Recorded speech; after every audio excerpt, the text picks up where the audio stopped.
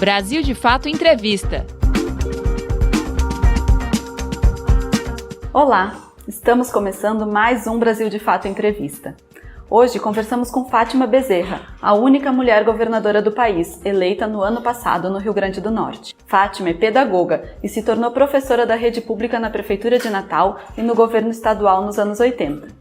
Ela venceu sua primeira eleição ainda em 1994 para deputada estadual pelo Partido dos Trabalhadores. Em 2002, foi eleita deputada federal com a melhor votação do estado e reeleita 4 anos depois. Fátima também passou pelo Senado antes de assumir o governo do estado. Para ela, a vitória para o atual mandato representou uma ruptura na tradição do poder do estado. Na conversa, Fátima Bezerra falou sobre representatividade e as visões de seu mandato para tratar de problemas sociais. Também comentou as políticas para a população do campo e percorreu os caminhos que acredita necessários para o setor democrático fazer frente aos retrocessos do governo de Jair Bolsonaro.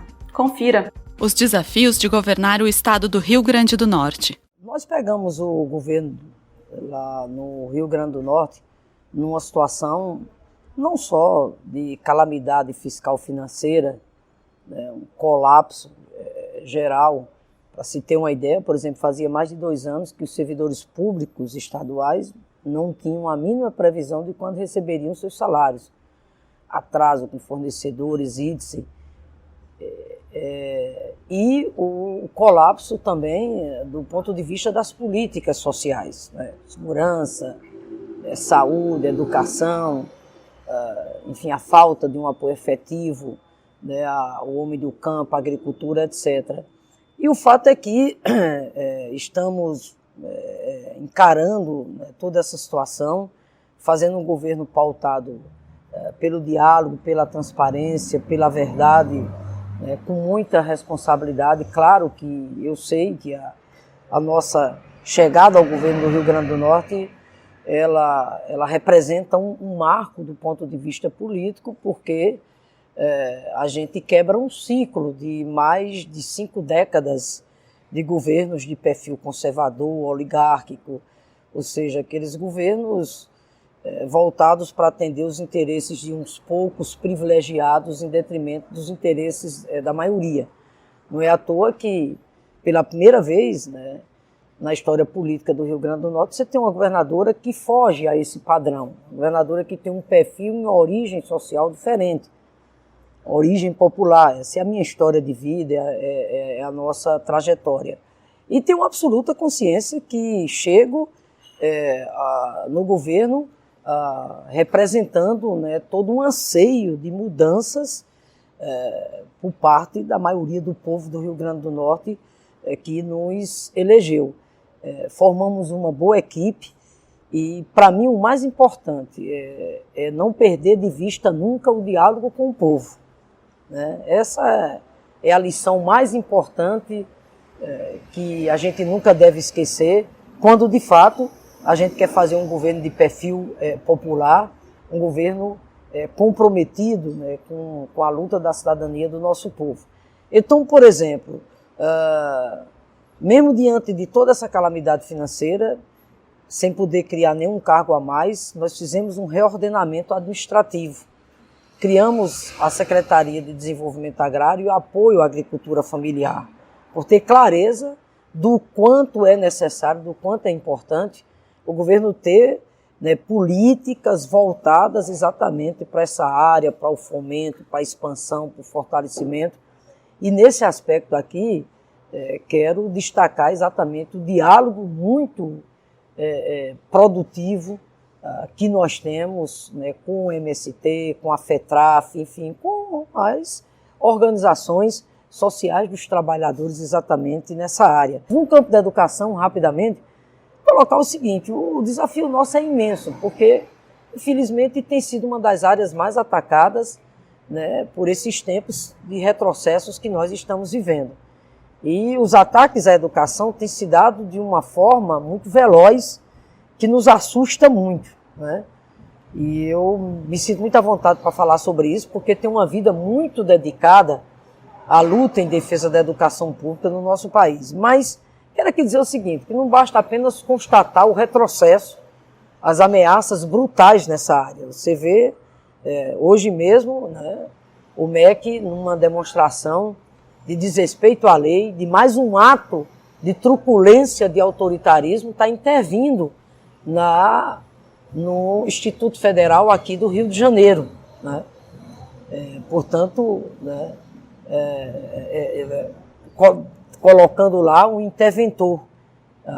Felizmente, a comunidade lá está exatamente resistindo. Mas o ataque é brutal. Brutal, né, restrições orçamentárias, corte de recursos, o desmonte do ponto de vista das instâncias de interlocução social que havia, os conselhos, etc., pondo em risco o funcionamento das nossas universidades, dos nossos institutos federais, o corte de recursos também na chamada educação básica.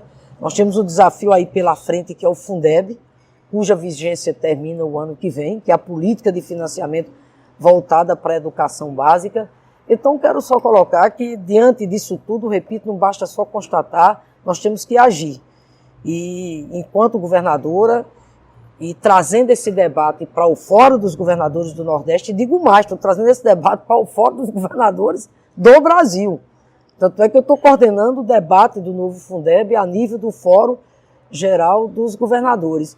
E aí temos que partir para iniciativas. Por exemplo, o combate ao analfabetismo, a questão da educação no campo, né? O novo Fundeb é fundamental. E aqui eu quero conclamar o MST também, as demais entidades, não só do campo educacional, a cerrar fileiras na luta em defesa do novo Fundeb, porque quando a gente fala do novo Fundeb, a gente está falando de milhares de vidas das nossas crianças, né, dos jovens, de homens e mulheres por esse país afora, que necessitam do Fundeb para poder garantir o funcionamento da rede de educação básica pelo país afora. Os índices de analfabetismo no nosso país são muito preocupantes ainda, mais ainda no Nordeste, que infelizmente tem praticamente o dobro da taxa de analfabetismo, comparando com a média a nível nacional.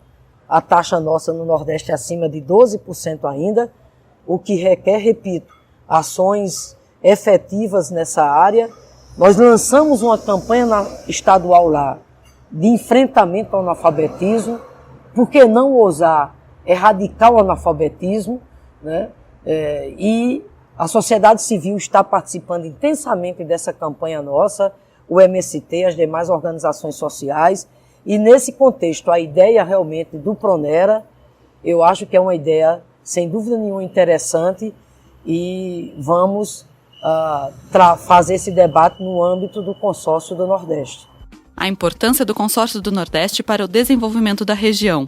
O mais importante o Consórcio Interestadual do Desenvolvimento Sustentável do Nordeste enquanto ferramenta de gestão, no sentido de que nós possamos, né, aqueles problemas que são comuns, desafiadores, ao invés da gente buscar a resposta para esses problemas de forma isolada, nós vamos fazer exatamente de forma conjunta, né?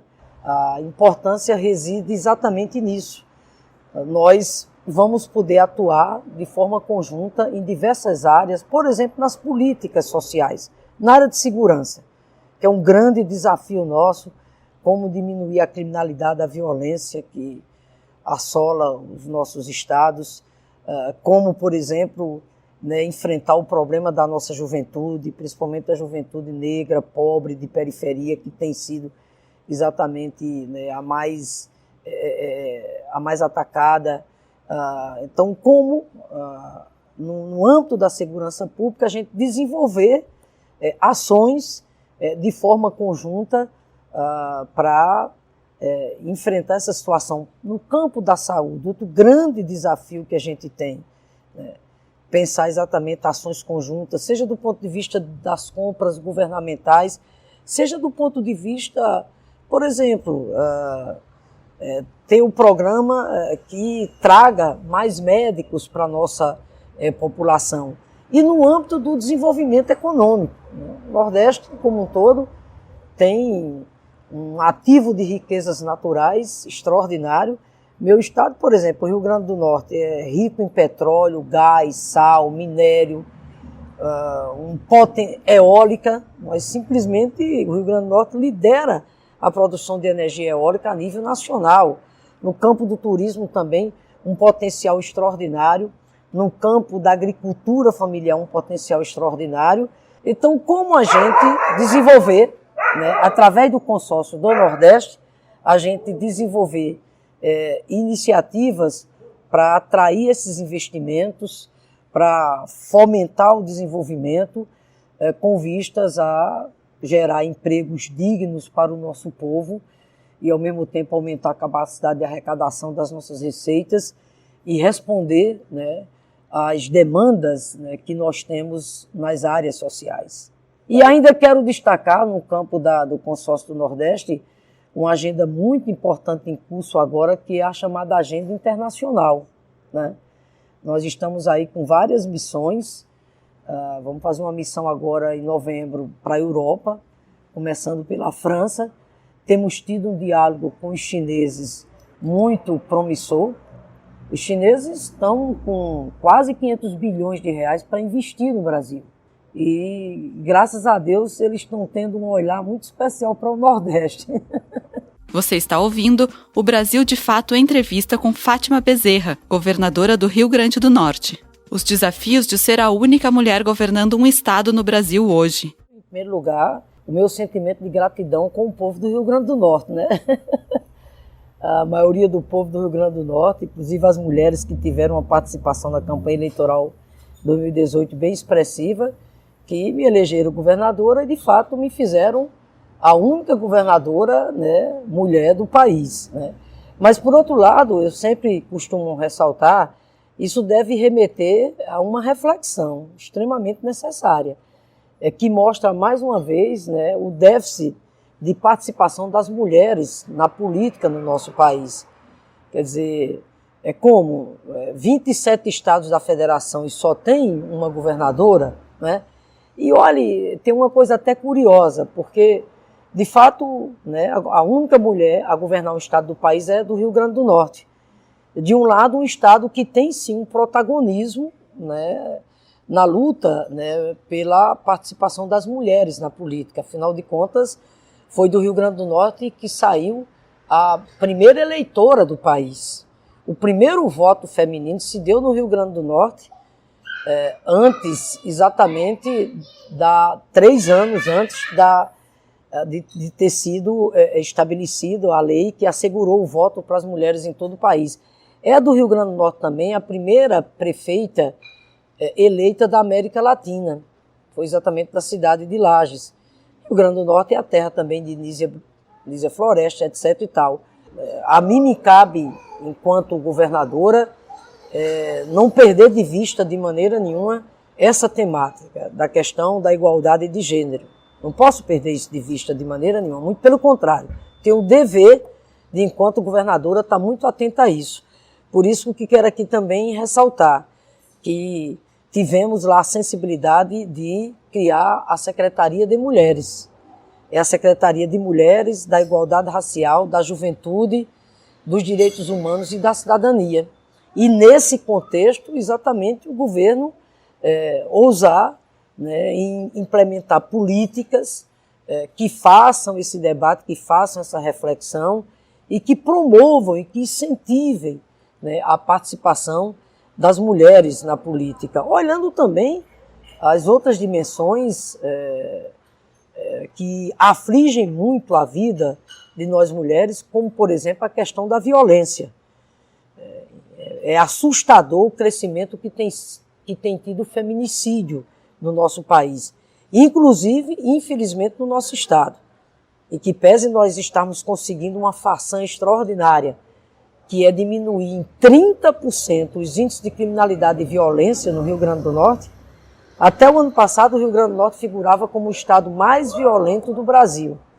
Hoje, repito, mesmo em meio a toda a dificuldade orçamentária que nós temos lá no Rio Grande do Norte, mas com uma gestão muito competente, preparada e um trabalho muito integrado, passados 6 meses, nós estamos conseguindo reduzir em 30% a criminalidade e a violência, superando inclusive a média a nível nacional.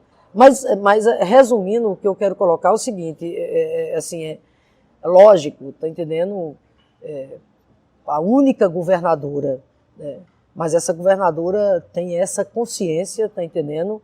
De que nós não podemos de maneira nenhuma descuidar do tema da questão de gênero, do tema da questão de que as mulheres tenham sim, né, o direito de ter uma participação expressiva na vida política nacional. Nós queremos isso. O papel da comunicação na gestão de Fátima. As principais bandeiras da Frente Ampla pela Democracia. A questão da comunicação é fundamental, é decisiva. Mais do que nunca nós estamos vivendo a era da sociedade do conhecimento e agora com um detalhe, o chamado mundo digitalizado, né? O papel das mídias sociais, das redes sociais. Então, eu tenho, né, orientado lá o governo, toda a nossa área lá da comunicação social, do quanto é preciso estreitar esse relacionamento, repito, com as chamadas mídias alternativas e que, graças a Deus, vem cumprindo um papel muito importante, porque não só do ponto de vista de credibilidade, mas pelo alcance exatamente, né, que essas mídias estão tendo. Hoje nós temos não só o Brasil de Fato, mas vários sites, tanto no plano local, como no plano regional, como no plano nacional, que viraram referência, né, em matéria de comunicação, repito, pela seriedade e pela responsabilidade com que lida, né, com a comunicação social. E fundamental diante desses tempos que nós estamos vivendo, né? Enfim, a violência, esses tempos de, felizmente, né, um governo que tem promovido ataques e mais ataques à democracia. Enfim, né, você tem um projeto hoje instalado aí a nível nacional, projeto extremamente conservador, ultradireita, projeto que resgata inclusive a cartilha, né, ultra neoliberal com toda a fúria, né, e o que a gente está vendo é a desigualdade voltando, são direitos, né, do nosso povo que, né, estão sendo atacados, estão sendo ameaçados, enfim, né, é o incentivo, né, ao racismo, enfim, ao machismo, a intolerância, valores que nós não podemos de maneira nenhuma cultuar, muito pelo contrário, né? Nós temos que resgatar e proclamar e lutar sempre. Nós temos que ter o compromisso que é o resgate da democracia, né? É fundamental que nós possamos, repito, ter uma frente não só de esquerda, mas uma frente mais ampla, né, que agregue todos aqueles setores que entendem o quanto é importante a democracia para trazer o respeito ao Estado democrático de direito, o resgate da liberdade e de garantir, né, a cidadania do nosso povo, de assegurar.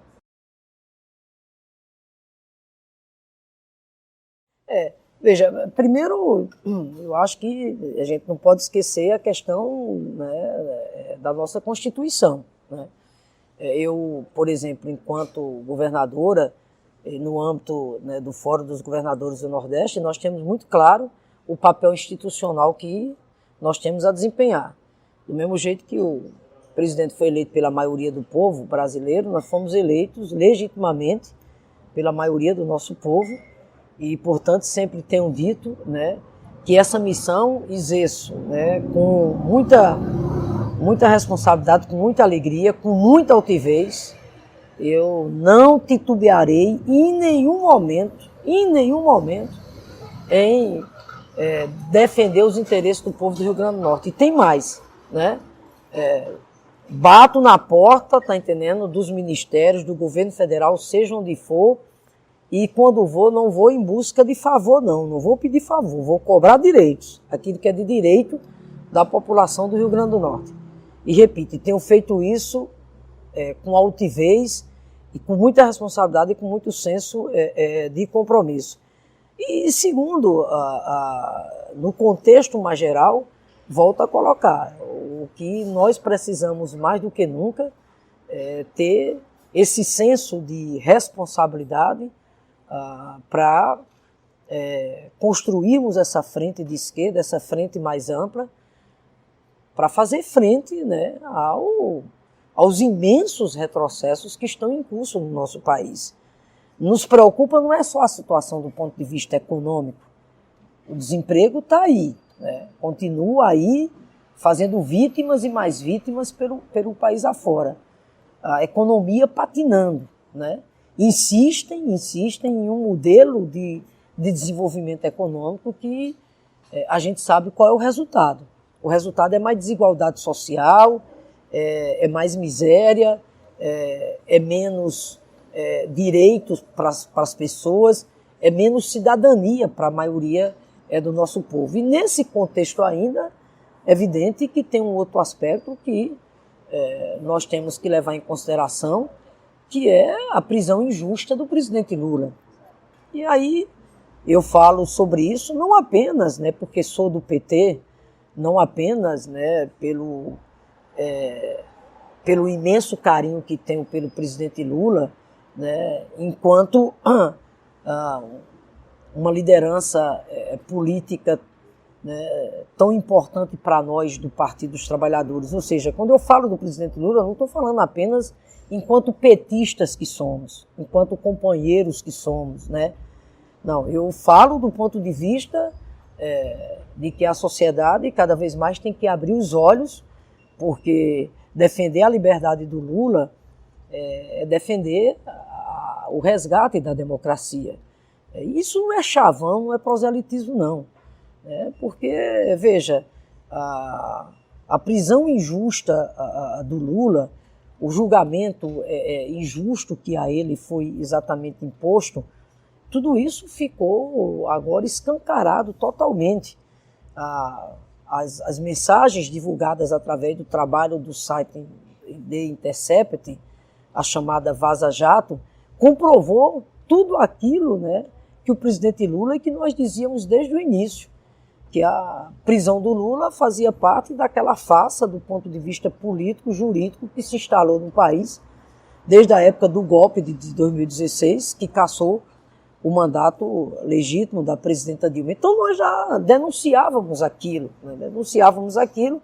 Na verdade, o que o The Intercept está trazendo hoje é a comprovação, né, de todas aquelas denúncias que nós fazíamos. Ou seja, né, ficou claro, né, o desrespeito ao Estado Democrático de Direito quando o presidente Lula não teve de maneira nenhuma direito a um julgamento imparcial e justo conforme manda exatamente a lei. Pelo contrário, né, está aí, repito, escancarada a parcialidade, a seletividade desses setores do poder judiciário que queriam prender o Lula a todo custo para interferir, né, nos destinos do país, o país que tinha uma agenda muito importante pelo meio, que era a agenda de uma eleição, que não é eleição qualquer, é uma eleição presidencial. Então eu encerro dizendo, Vivi, que nesse contexto de defesa da democracia, né, é preciso